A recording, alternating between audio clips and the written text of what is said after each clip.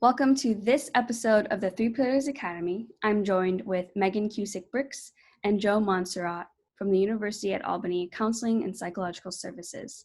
We're going to dive into managing the mental health needs for student athletes during COVID-19. Thank you both for taking the time to talk with me today. Let's dive into an introduction from the both of you and talking about the work that you do. I can start. So like you said, my name is Megan Cusick Brix. I'm one of the psychologists at Counseling and Psychological Services at UAlbany. I do a lot of work with all of our students, but in particular work with a lot of student athletes and teams for UAlbany. Hi, and I'm Dr. Joe Monserrat. I'm one of the staff psychologists at UAlbany CAPS. I've been with the university about 17, 18 years now.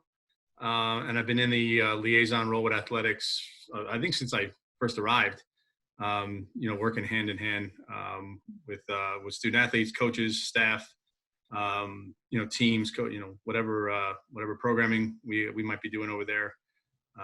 So Megan and I both serve as liaisons in those roles. Megan, you spend a lot of time with student athletes at Albany. Can you talk about your interactions with them and how CAPS works to stay engaged in athletics? Sure. So we've worked really hard to form relationships with players, coaches, staff, stay engaged with them in a number of ways. So with students, we start off, typically we meet with students at the beginning of every year at their compliance meetings. This is often our first point of contact with them. We tell them about our services. We find it's really helpful for the student athletes just to have a familiar face at the counseling center and to have a go-to person if they do need to get connected to our services. We often meet with entire teams for a variety of programs, general overview of our services, stress management, coping with injuries, processing a difficult event. Most recently, I've been meeting with a few teams virtually to talk about just the stress due to COVID-19, transitioning to a virtual learning environment, navigating team dynamics in the virtual space, how to take care of yourself. I think additionally, just in terms of engagement, Joe and I try to get to as many games as we can and really just be involved with athletics. Joe and I are both former college athletes. We've both been coaches. So it's just something that we love. And I think also from that perspective, we also just have a good understanding, I think, of the athletic world, which I think gives us a really helpful and unique view.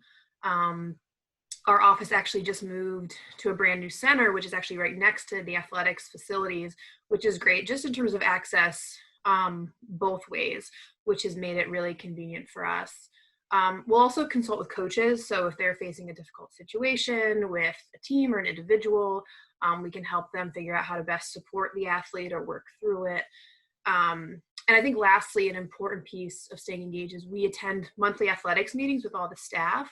So we get to hear updates from coaches, what's going on. We get to tell them about what we're up to at CAPS. So it's just really important because we just get a thorough understanding of what's going on, I think at the systems level, as well as the individual level with the teams and the players. So it's just really helpful in maintaining that strong relationship that we have with the teams. That's great to hear how engaged CAPS is in athletics and not just with student athletes, but coaches, administrators, and staff members. I've had the chance to see the resource you all have put together, the Student Athlete Guide to Navigating COVID-19. Joe or Megan, can you talk about these different sections of this guide on staying connected, to keep moving, plan your next steps, and take care of yourself? Yeah, I'm actually going to defer to Megan on that because she put that together, and it not only does it look great, it's a really helpful tool. So I want to let her go through that with you. Thanks, Joe. So a lot of that content really stemmed from a panel that I was on last year at the America East Health and Safety Summit. We talked about just times of transition for student athletes. And really, it's just so helpful to conceptualize what we're going through now with the health situation as a huge time of transition for everybody. So I think they're pretty intuitive, but I'll definitely kind of detail them a little bit more. I think staying connected with social distancing is going to come isolation. So it's just so important to stay connected to people right now, especially for athletes who are so used to being part of a team. It's just, I think technology has played a huge role right now, and people are getting so creative. Social media, Zoom like we are now, I've heard, teams having game nights, having movie nights, virtual banquets to honor their season. So just finding ways to get connected is so important. Keeping moving. I mean, this one's pretty straightforward, especially for athletes, but being active is such a big part of being an athlete. So it doesn't have to stop just because you're not playing with your team right now. We know the benefits mentally, physically of exercise. So it's more important now than ever to just keep that up. Sometimes it can require some creativity. Might be exercising with your family, or, working on basketball skills without a ball or a court. You can't get to the gym, so using like household items for weights, but it's just important to keep that up the best you can. Planning next steps. Initially, I was thinking kind of about seniors whose seasons were cut short. I think it really applies to everybody, just thinking about future goals after college. I think right now is a really unique time and space for reflection.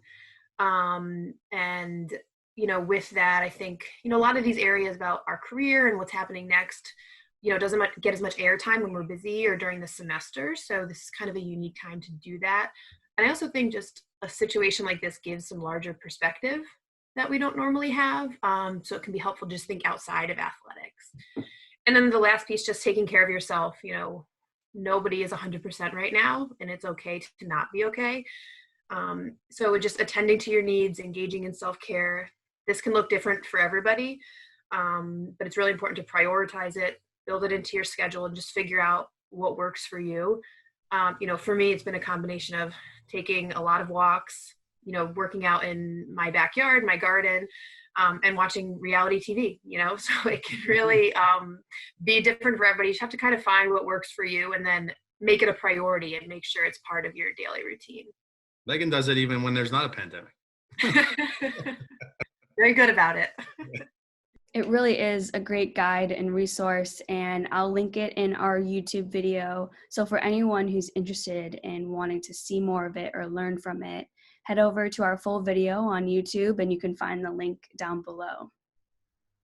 Both of you have attended our conference's Health and Safety Summit, but Joe, can we hear from you, talk about the importance of professionals like yourselves coming together to discuss the topics that are covered? Yeah, I've been fortunate. I think I went to the first one probably 5 or 6 years ago at UNH. So I've sort of seen the evolution of the Health and Safety Summit, and it's been a great thing we look forward to in the summertime when things wind down, chance to get out of the office and connect with other schools and colleagues. I think one of the things that the summit has done, especially in the mental health arena, it's really brought the conversation to the front of the stage. A lot of those summits they've had a strong mental health focus. And I give a lot of credit to the conference. I mean, I think America East got out in front of this before some other conferences, just as the NCAA was starting to really push the mental health agenda. I think America East was out there already doing some of these things, having these conversations. So, things like that Megan alluded to in terms of isolation, loneliness, people feeling disconnected, these kinds of meetings help to bring those conversations to the forefront. I think collaboration amongst colleagues is critical. I don't think any of us are trying to reinvent the wheel here. There's a lot of sort of common sense strategies that make sense. And, it's always great to hear like what other schools are doing, and take the best pieces of that and try to adapt it to our situation. Every campus is a little bit different. And so, we're always listening and trying to figure out what's going to work best. So I think the conference meeting has been fantastic for that. That's great. And we're really excited. We've got our virtual Health and Safety Summit and Mental Health Workshop coming up here next week. Really excited to kick that off and be engaged with all those individuals who will be participating. Another thing that just came to mind, I think the other thing that happens through that is, a big push in the conference is destigmatizing mental health. And having these conversations, it normalizes it. I mean, right now with the situation everybody's in, it's everybody's in the same boat essentially. So to help them to normalize that experience, I think is helpful for many folks.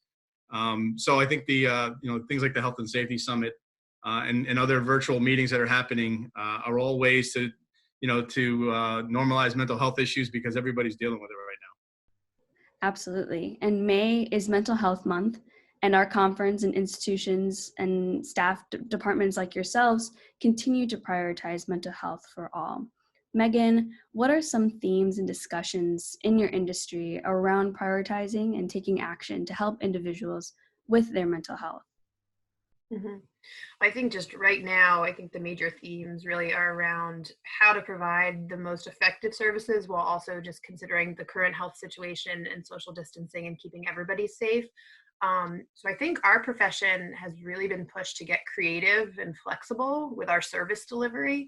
I think we're constantly gaining new skills to provide services during this really difficult, unprecedented time. Our center is providing individual and group telehealth services. We had to move really quickly to make adjustments to meet students' needs. We'll be offering virtual groups this summer, which is something that we've never done before. We created a mindfulness podcast on our website. I think that as mental health professionals, we're really being pushed in new directions. And I think we're going to be seeing a lot of innovation and creativity that's coming out of it on our end. And I'm also just generally noticing the importance of virtual content right now. Obviously, we're doing this right now, but at our center, just social media, making sure our website is out there, just thinking about how do we reach students in maybe different unconventional ways that we're not used to, and just getting out our resources and our message right now is just so important. I think we're realizing that there's so many different ways to reach people that we hadn't really tapped into before to provide information, support. So it really feels like the tip of the iceberg. It feels like this is a really kind of important time in our profession and just re-looking at how we provide services, how we advertise those services and reach people. So I think there's some exciting things to come on that front. And like you said, we are in a time that is full of unknowns and challenges. Lastly, what advice can you both provide for our student athletes, coaches, administrators, and staff members on being intentional with their mental health and self-care during this time? Yeah, I'll jump in first, and hopefully I don't steal too much of Megan's thunder. I think just the way that the question is phrased, I think really captures it, being intentional about your mental health. I think during a time like this, you have to be really aware and conscious of what's happening day to day in terms of your highs and lows. I think it's really important to be deliberate in some of the things you're doing.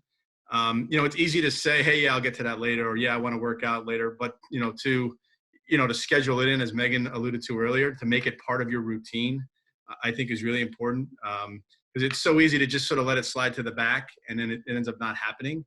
I think it's important for people to really be intentional about the perspective they're maintaining during this time.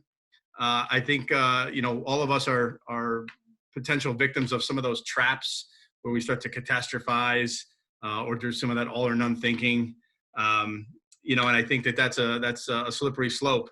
And sometimes it's really important to be able to step back from whatever situation you're in and just realize, okay, look, like I'm not loving what I'm doing right now. This isn't in my ideal circumstance, but in a few days, a few weeks, things are going to change. I'll get back to my quote unquote normal, hopefully sooner rather than later. And doing things like prioritizing, what sort of self-care you want to utilize, maintaining that schedule, that routine, making it really a conscious decision that you're doing those things. Yeah, and actually what I was going to add is a little bit more on that macro level, just about, obviously things like this, and the America East is doing a really good job of just making mental health a priority, giving it visibility, promoting mental health awareness and reducing stigma through all the messaging, all the programming. I think for players, it's just really important to know what resources are available to you and don't hesitate to ask for help. I think for the staff, the coaches, administrators, I think it's just as important to stay informed about what resources are available, and knowing that the way you talk about and prioritize mental health will model that behavior for the others, especially the student athletes. And I guess just a final thought from me is just, I've been so impressed really, or amazed by how resilient and adaptable our student athletes have been in the past few months going through this. I think they've really risen to meet a lot of these challenges that they weren't expecting to face. And just watching how they've, faced it head on has been pretty amazing and made me pretty proud. So it's on our end, I think it's nice to be a part of that and to see when students really do rise up to meet a lot of these challenges. Thank you both for taking the time to have this conversation, very important around mental health, as we continue to work and manage those needs for individuals and be a great resource, especially during this time where it's challenging and full of unknowns. So thank you both for joining this Three Pillars Academy episode. Thanks for having us. I really appreciate the opportunity to talk with you all.